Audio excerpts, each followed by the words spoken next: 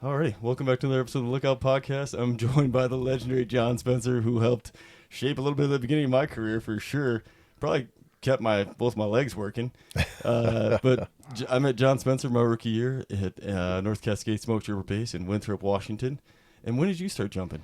Yeah, I started jumping kind of late in life, 1998, but by then I was 37 years old, so I was a little bit of an older rookie. You were 37, yeah, because even when I rookied, I remember like some of the NCSB guys saying that Johansson, my rookie bro, was old because he was 32, and I was 27, so you're 10 years on me. But yeah, I was like, that doesn't feel that old, 32, and especially now I'm 39. 37 really doesn't feel that old.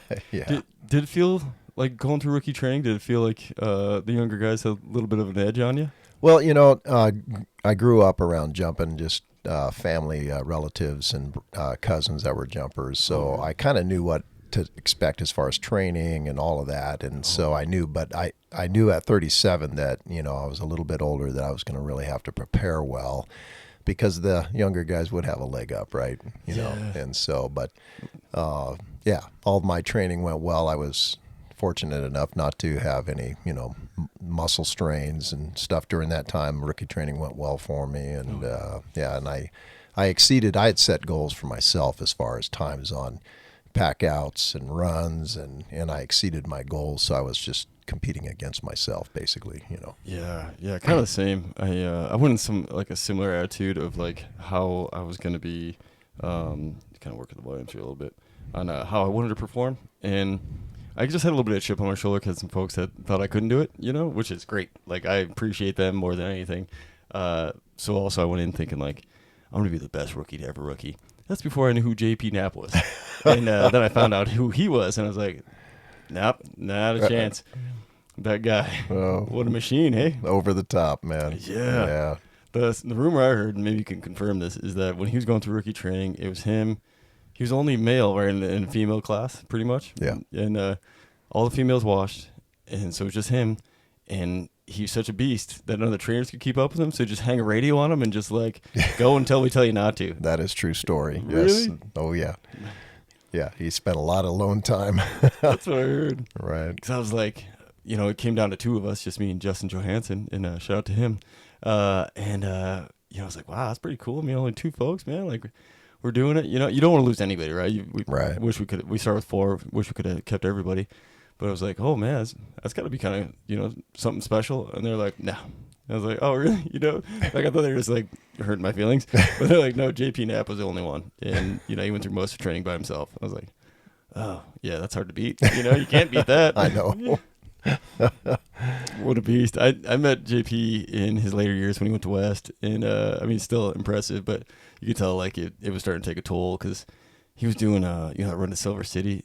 You boosted Silver City too. I never got a chance. Yeah. Me either. Yeah. I being a teacher, I came on late every year, so I always missed the first roll to go down there, so I was never a part. Oh yeah. I don't have an excuse. I just never made the roll. I guess luck of the dice. Just never worked. Yeah. Yeah, and so the rumor, and you may have heard this, and it's not a rumor, it's how it went. Is he? I think he was jumping out of West. He was boosted down there, and he was running.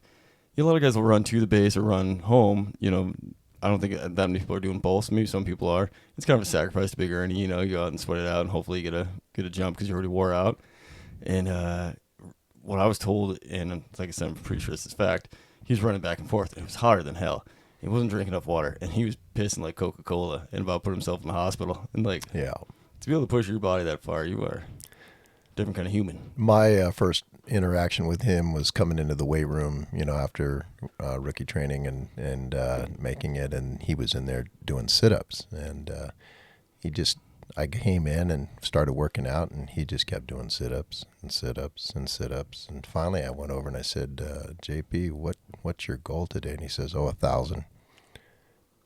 Like, I went, oh, got it. And he spent the whole hour just doing sit-ups. An hour-long sit-up routine. Yeah, just like, oh my God, Different level, man. Different level. Oh, but even you were in great shape still, and you always have been. Like when you showed up to, like you said, you showed up late to the base every year. But like in my year in 13, even the plane was gone. It was just me and Johansson because everyone had left to go to Alaska. They took the plane. We had to borrow Grangeville's plane to finish our jumps. And we had to jump through the week, I think 2 weekends, I want to say in a row. We had to jump through to make sure we got our jumps and get through training.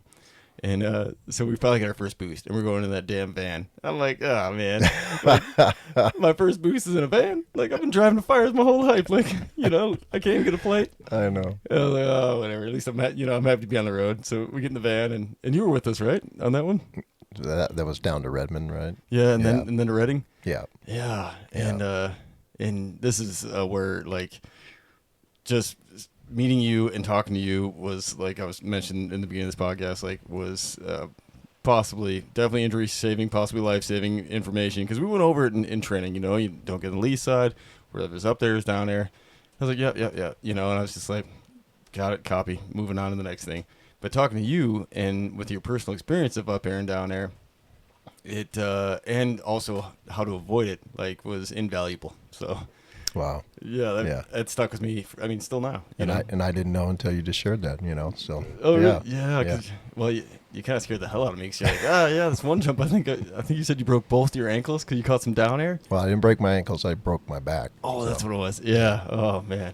Yeah. Yeah, and I was like, oh no. And then, did you have any other injuries besides the back? I think I had a pelvic fracture just right between the legs. It was minor, but it was enough to keep me from walking normal for at least 2 weeks. And I just, hard impact over the top of trees, burble, that kind of stuff. But just hit the ground extra hard. But those were my two. So in that one, and I've had a similar experience, I think. Is that where, like, no forward or backward motion in the canopy, so you just straight heels to butt? Yep. Yeah, I had one of those in West, and luckily it was on, like, a softer ground. But I had to make sure my tailbone was still attached. I was, like, kind of wiggling at first. I was like, oh yeah, it's still there, like, and even remember, like, I guess it sounded like someone just threw, like, a pig off a second-story roof. Like, it sounded bad. Oh. Yeah, and probably the same kind of, like, grunt out of me, like, whoa. Yeah. And most of the time I get moving before I probably should, because I'm like, wiggle toes. I'm like, all right, everything's good. But that one I was like, I don't know if everything's good. The guys from the plane said they knew it was hard when they saw the puff of dust, explode. And I was like, yeah. It's a good thing you built like iron, my friend, because they probably would know it was hard because they saw the pieces of me. There was a little bit of them over there. Like, man, some tough folks like you and, like I said, JP Knapp, man, that come through the jump program. It's super, super cool and humbling, because I felt like I was, where I was at in my life, and, I'd been a college track athlete. I'd played some football at some higher levels, and I was feeling pretty good, and, maybe hired my horse than I should have been, maybe, I don't know. But getting around a bunch of jumpers is very humbling. Like I said, I came in a rookie training thinking I was going to be the best rookie to ever rookie, and day one put that to a halt. Yeah. Yeah, but still, your aspirations and your drive and everything put you at a position to be successful, right? And you need that, right? And you got to be at that level to come into that job like that. So yeah, totally. Because, like, you see it all the time. Like, even a fellow from my rookie class who I don't know, you might have heard about him, but I think he was nationally ranked in CrossFit, like in like 20 something, like pretty high nationally, and had like sponsorships on his truck, and then, like, even his PT gear had, like, sponsorships on it. I don't think he really wanted to be there. It was kind of like a more like, because if he wanted to be there, he would have made it. Because I think physically he probably was better than all of us. Right. I don't think he really wanted it that much. And same with the other guy who washed it. He wanted to be a structure firefighter. So, like you said, just the mindset. Like, if you don't have that right mindset coming in, you can be in the best shape in the world, and it doesn't matter, because it's a grind. And if you don't really want to be there, that grind's gonna eat you up. Right. And I remember the one story of a pararescueman, that came in, and he washed on the second day, and it stunned all of us, like, because this guy had been through some of the world's greatest training, right? Yeah. And his comment to us was very eye-opening and revealing. He said, I felt I had been through the toughest training in the world, so what could this training do to me? Yeah. And so he said, I ended up drinking beer and just kind of shrugging it off, not prepping well. And he said, it was a shock to me when the second day rolled around, and it just kicked him, so. Yeah. Yeah, no, that checks out from stuff I've heard too. Because one of my friends, he's here, Matt Weidman. We're from Whitehall, and him and like a couple Whitehall guys, like in the same like generation, like our my age, like Matt Weidman, Bronson Kimberling, John Halevnia, all went to McCall around like in like a 5-year span, which is kind of cool, and all made it, and but his brother ended up doing Ranger School, some kind of special forces training, ended up being like some kind of special operator before he retired from the military. But me and him were both talking to his brother Ben, and I think it was more like Matt had a conversation with him, but I was planning on having the same conversation because it was after rookie training, and maybe it was when Matt was training for it in Fidane, and he was like, talking to his older brother Ben. Matt was talking to Ben. He's like, yeah, man, you probably get through this on your hands, man. Like with all the training, 'cause he'd been through some tough stuff. He's like, no, man, it's all tough. You gotta have the right mindset for any of it. Like, it's designed to be tough. So like, Right. you gotta go in the same mindset, and it's gonna be a challenge. Because I think that's what Matt said. He's like, it probably wouldn't be a challenge for you. He's like, oh, it would be, man. Maybe not as great as some of the stuff, but yeah, it'd still be a challenge because it's designed to be. And if you're not ready, it'll eat you up. Right. And it's weird. That's proof in the pudding right there of what you witnessed. Yeah. And the mental aspect, well, just in general, I think all of us have a weakness somewhere in our training, right? And in a weak area, and the jump training has a tendency to bring that out because of the multiple different things that we have to do in our training. And it could be the obstacle course here in Missoula. Other bases don't do one, but I've heard stories where some of the guys struggled on the obstacle course, but yet they were great runners, and just a variety of things. Sometimes it's in the jump training itself, right? Just your exit out the aircraft and all of that stuff that you have to do physically and mentally. Sometimes it shows up as a weakness, and you're just like shocked by it because you didn't expect to have it, right, or see it. So 100%. But then you have to overcome it, right? And that's where I remember Fidel Verduzco having a hard time with his exits, but he was one of the most fit specimens. And finally I asked him, one day, and after he made it, he had a fear of heights. Oh, no. And so all knew. through his training, he kept it hidden, but he wanted to overcome it. And yet it was affecting his exits out the aircraft because he was like locking up. A little hesitant, hey? But he worked through it, was able to overcome it and do it, and jumped, another 10 years, but Yeah. real honest, fear heights, like, wow, why are you doing this job, Yeah. So Talk about, those are the people, especially like Fidel. I mean, Fidel's a specimen that, like, if he was in a bodybuilding contest, like when he was rookie trainer, he probably would have won. Like, just shredded, good looking fella. And, but that, like, to me, I don't have a fear of heights, and I enjoy jumping on airplanes. I went and skydived just north of here to check, to see like if that was gonna be an issue before I went to rookie training, and it wasn't. I loved it. But the folks like Fidel who have that fear, because that is a deep fear, like, and to be able to like quiet down you and be able to jump on the plane, like, that's so impressive to me. That's a mental toughness that is beyond most folks. Right. And I don't think enough people really understand it. And I'm glad you brought that up, because I don't think I've even talked on the podcast before about that kind of mental toughness. Right. Man, he's crushing me a lot of runs, because that was my weakness, was running. Like, I just never was much of a long distance runner. Amazingly enough, my dad's got like running records from high school and college, long distance. My little brother competed at ISU, Pocatello in college, long distance running, and he still runs in marathons and stuff. And not me though. I was more with like a half a lung or something. I felt like, like asthma. And but I trained it. I knew it was my weakness, so I trained it a bunch. And I don't want to give too much of NCSB secrets away, but the end of the first day about broke me off, because that run at the end of the day. But man, it was amazing to be running with like Fidel, and who's not even breaking a sweat. And towards the end, I realized, like, you're sore, your gait starts to get smaller because your muscles are getting tighter and everything is tight. So you're not really striding out like you normally would. So I realized you're a little slower. But in the beginning, when I wasn't quite tight yet, I mean, he was still same pace and just talking and let me know I wasn't doing enough, It's like, such a good time though, man. Like, I appreciate everything, like that those guys put us through, and it's amazing too. Like, did you feel like this at all? You already had been doing a lot with your life. I mean, 37, but like for me, being 27, I think it just helped me do so much more in life. Like, I think it was like this thing, like I tried something really hard that, like, as I mentioned earlier, that a few folks didn't think I could do. I wasn't totally sure I could. I mean, I was pretty damn confident, but I wasn't totally sure was willing to die to get through the rookie training to make it, but getting to on the other side and being like, oh, I did that.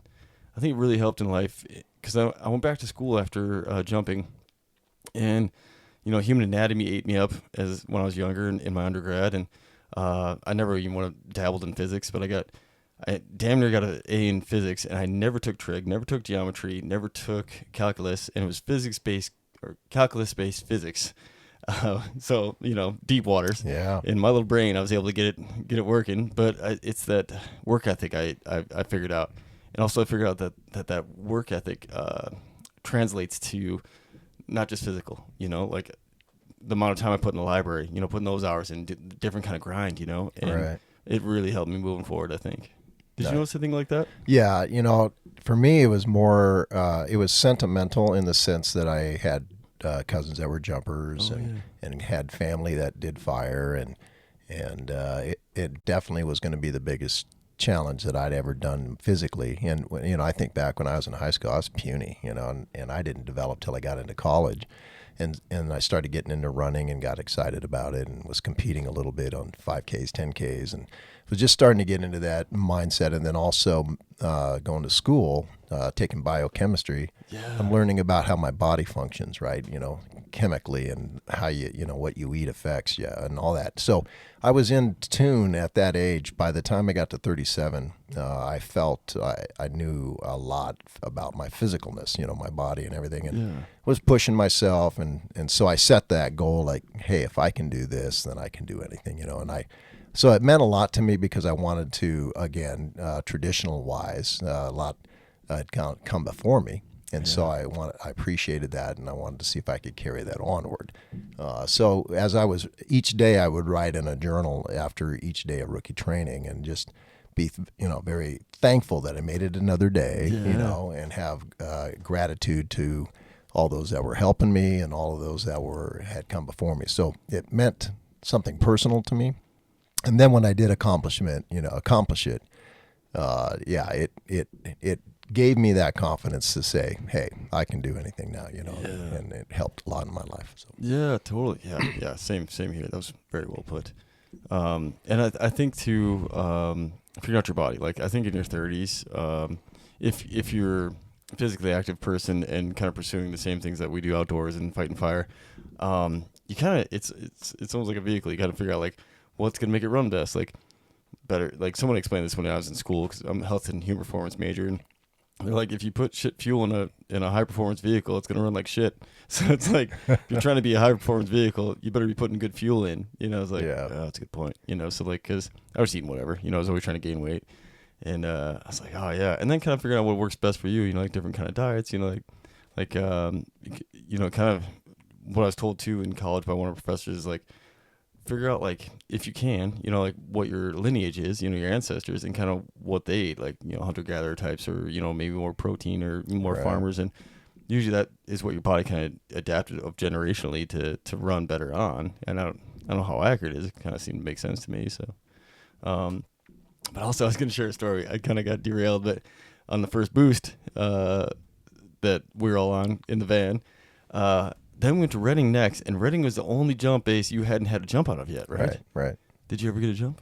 I did. Did you? Yeah. I got to think I jumped one fire, but I ended up, they asked me if I would be a division trainer for one of their trainees, and so I went to a fire for a couple weeks, but yeah. Yeah, because I remember that's where we got separated. Like all of a sudden you were gone. I was like, I hope John got that fire jump. And you had a bad bout with poison oak or something too, right? Yeah, poison. That was, and I knew going down this was going to be my first bout of being mixed in the poison oak world because I never had it prior to that. And I'll just say that the paramedic that looked at me after about a week of being on the fire said, John, you've got it worse than I've ever seen. And I heard it was paramedic, bad. and it was bad. I had it everywhere, and I ended up having it for the next month and a half, on really bad on other fires. I just kept going, but yeah, because I was gonna say I think you still were a little rashed up at NCSB even when I got back from. Because I think we went on to McCall, and then I actually jumped a fire. The one Ramos was I seeing. It was my first fire jump. Did that whole tour, never gonna jump, and then ended up getting one on NCSB. But I was also thankful because I heard horror stories of guys rookieing there and never getting a jump out of their own base and never get able to wear the T-shirt. So I was so nervous. I was like, I really want a T-shirt here. Yeah. But yeah, I remember the Reading guys telling me, they're like, it's everywhere. And I'm like checking a parachute, not thinking, and they're like, it's on that parachute. On the parachute. And I'm like, I think I rubbed my face on this thing. Because I was like talking to somebody, like brushed on my face. I was like, and then of course everything itches. So like after someone tells you, so I'm like, don't itch your face, don't itch your face. Oh, I know. And luckily, I don't know how. Like it doesn't affect me, but I was like really worried.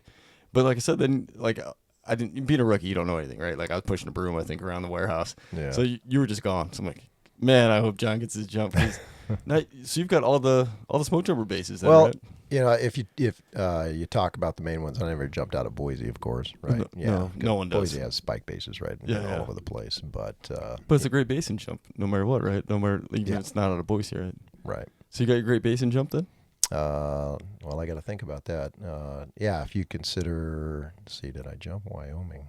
Oh, cool. Well, it's not technically, but it's the BLM. It's BLM, part of the Great Basin. If you look at the regions, but it's not, not all. But yeah, so yeah, I'm trying to think. Yeah, because Boise's a different beast. Like it is. Yeah, you get any of the spike bases, it counts for the main base, and which is good reason because otherwise no one would ever get like a Boise T-shirt because no one ever jumps out of it, Right. Yeah. Road Warriors. Man, I wanted to be a Boise jumper real bad my second year because like hanging out with those guys my rookie year, I was like, they're getting qualled up real fast because they're getting so many fires and they're getting big fires. And talking to one of the guys, I wish I could remember his name because you probably know him. He was a Boise jumper forever, and he was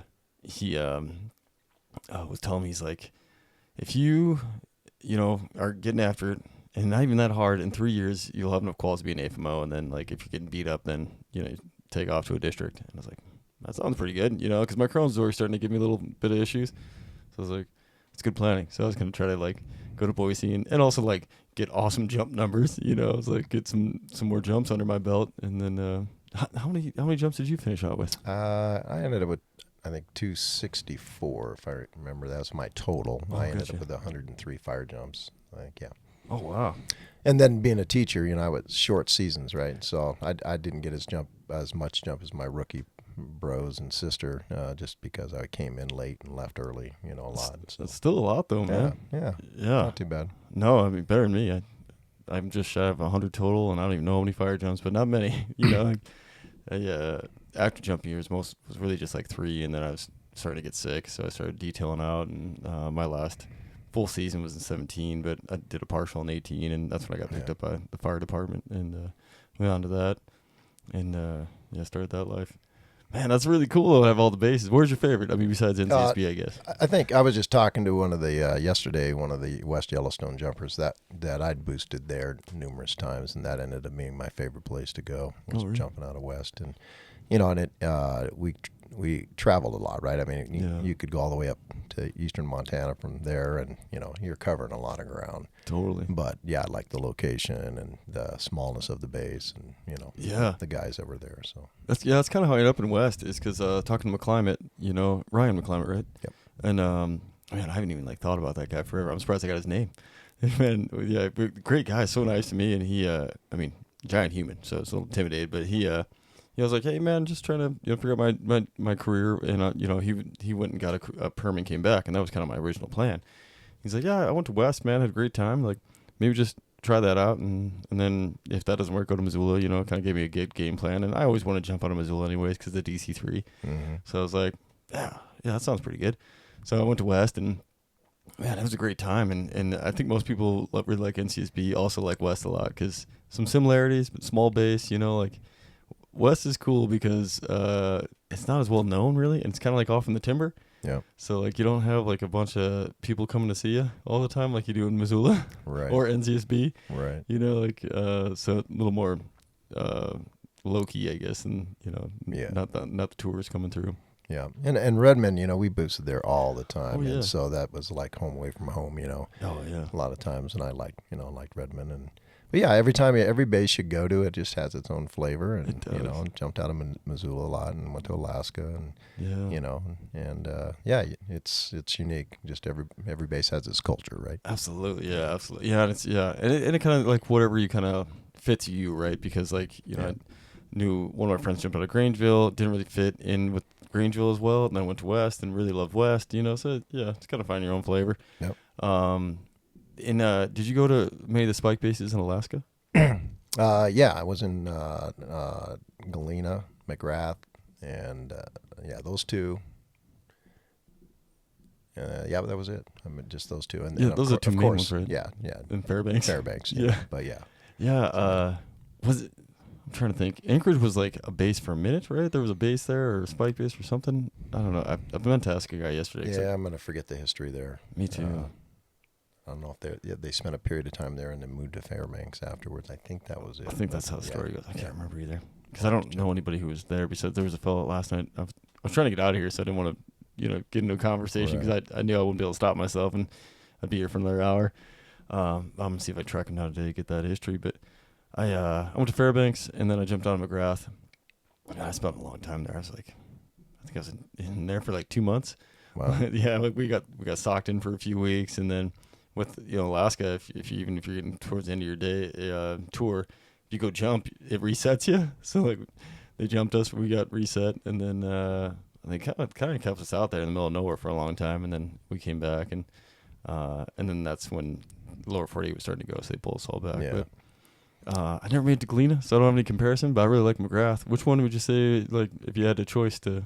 They're both kind of the same. Yeah, they're both kind of out of the way places. Yeah. Galena has their own mess hall kitchen. There, and they're built up a little more there than I think McGrath. But had some off work time in McGrath. That was fun, right? Yeah, totally. So Man. that was good. The memorable part of jumping up there was my first time we boosted. Is I did my 50th jump at midnight.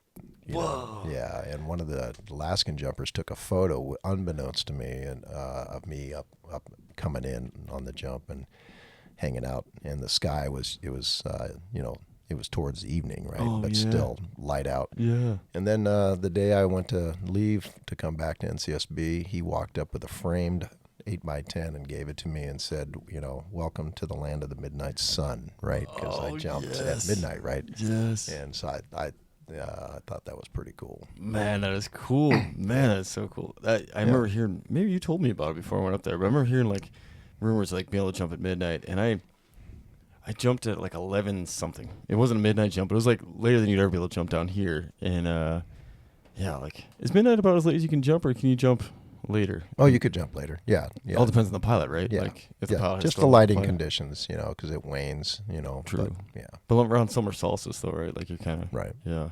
Because we jumped fire outside McGrath, and it never got dark. Yeah. Like we could definitely jump the whole time there.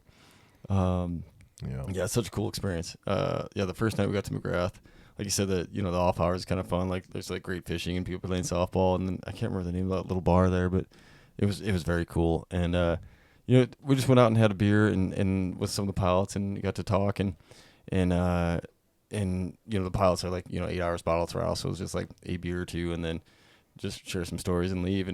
But by the time we got out of there, it's still pretty late. But like a bar looks like a bar pretty much everywhere you are. So like I wasn't looking outside. I wasn't like thinking in this kind of cool little cabin bar and engrossing conversations with some of the pilots and other bros. And I was like, also we go outside to grab the bro bikes, and I snapped a picture of some of the Missoula jumpers like pedaling away by the river there. I can't remember what river that is, but I was like, like daylight. Like this. It was like as light as this pretty much. And I was like, this is nuts. That's when it clicked, is when I stepped outside and like checked my watch, and I was like, whoa, like it's like 2 a.m. and this is like, like a cloudy day in Missoula. Exactly. It was wild, man. Cause it's not like, it wasn't like totally bright, but it was like this. Yeah. Yeah. Your brain is coming outside expecting dark, right? Yeah, exactly. That's exactly what I was thinking, I was like, whoa, this is weird. Then like and you probably slept in the same like bunkhouse, like that big kind of warehouse. It was just a bunch of bunk beds. Yep. Yeah, and giant fan. Yep. helped quiet the sound, get that good white noise going. Right. Man, so what was your last year jumped again, John? Last year, I actually I got hired in 2019, but didn't jump that year because I ended up getting a different job. But 2018 was my last out of the plane. Oh, gotcha. Gotcha. Yeah. Man, that's a good run, though. Yeah. Well, yeah, we were about the same. Well, I finished a little earlier because I was doing the spring of 2018. But yeah. Yeah, man, that's awesome. And then, but you're still fighting fire. Done teaching, right? Retired teaching. Yeah, retired in 2017. 30 years high school chemistry teacher, and yeah, but still doing fire. Yeah.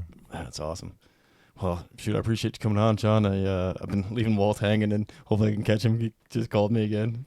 But yeah, thanks a lot for coming on, John. And I just wanted to share because I think I talked about a little bit about how you were telling me about like, I think I probably spruced up your injuries and maybe kept saying you had like broken back and broken ankles. I couldn't remember exactly what it was. I had bone contusions in my ankles. Yeah, I'd smashed them good, Oh, but you did? ended up not breaking them, but just couldn't hardly walk on them, right? Yeah. Yeah, dang. I knew there was some kind of ankle related, but I couldn't remember. But geez, dude, that probably would have shattered me. Yeah. But that's all I could think of when I caught that up air in California. And I guess I forgot to mention that in the beginning. So the reason why that was so important is because I caught that up air in California. Kind of near the Plumas, I think is where we were, somewhere on the eastern side, that high desert kind of country. And in the first, I was a second to last stick. And even my JP had gotten the spot just fine, and I was following him in. And jump partner for folks who don't know. And beautiful on this ridge, jump spot, everything was looking good. And I was at like treetop level. Like I was coming in, I mean, 40 feet maybe I had to go to drop in. And just like a giant, just like blue little puff of smoke or blue little puff, like of air. And just like, poof, and just like all of a sudden I like dead stop to reverse. I'm like, oh no. And then my brain clicked to your exact story. And I was like, all right, hang out. Don't find that down air, So I was like kind of edging a little bit, and then, but I didn't want to get slammed in, because I know it could be like just a little bit to the side, and all of a sudden you're on that down air, right? Right. Because it just cycles up, right? The heat gets hot, cools down, comes down. So I was like, all right, I know I can kind of get off the edge of this thing and slowly work my way down. So, but it carried me for a way. I went all the way up to the eye level, like eye level with the door. So I'm looking at the spotter. Wow. And he's going around the doorknob, the dornier. And I was like, all right, well, I'm getting a little extra ride today. But the thing I was most frustrated about was that I was watching the jump spot go away, and I'm like, I got to get my stuff from where I'm at now back up there. Back up because I'm going away from the top. And sure enough, I finally got off the edge, and it came down, and it looked like it was going to be like this cool kind of grass, but this really tall, like brush. I don't even know what it was, but I sunk into it. I was like, soft landing, but hard to get out. Like everything's tangled up. Oh yeah, I was exhausted by the time I got out of there, and luckily I found like a little strip of like that sandy kind of soil, and led me up to the jump spot. But yeah. But thank you so much, because I think you saved me from possibly a really bad injury or worse.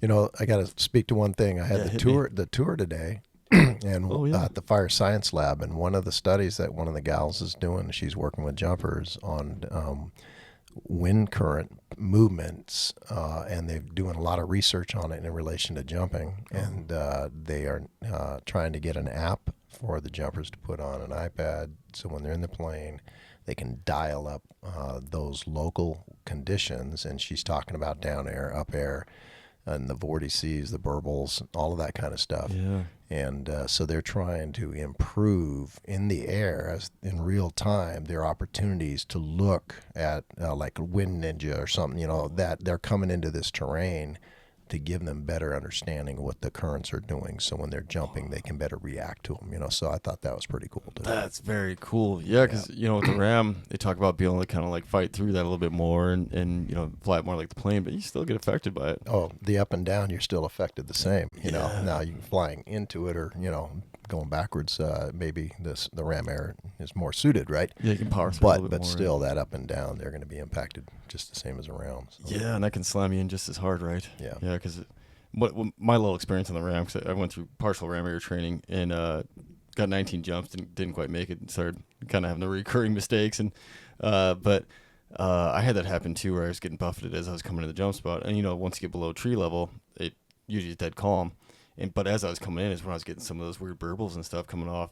And they teach you to lock in, which I think was almost a little more difficult from what I experienced with the round. Because the round, you can't really lock in. You just kind of ride through it almost. And it seems more gentle, where I think, to me at least, the Ram Air felt like it was getting way more affected by those buffets as I was coming in at treetop level from all the wind swirling off the tops of the trees and whatever they're doing. And probably like a vortice, I guess, around the jump spot, I imagine.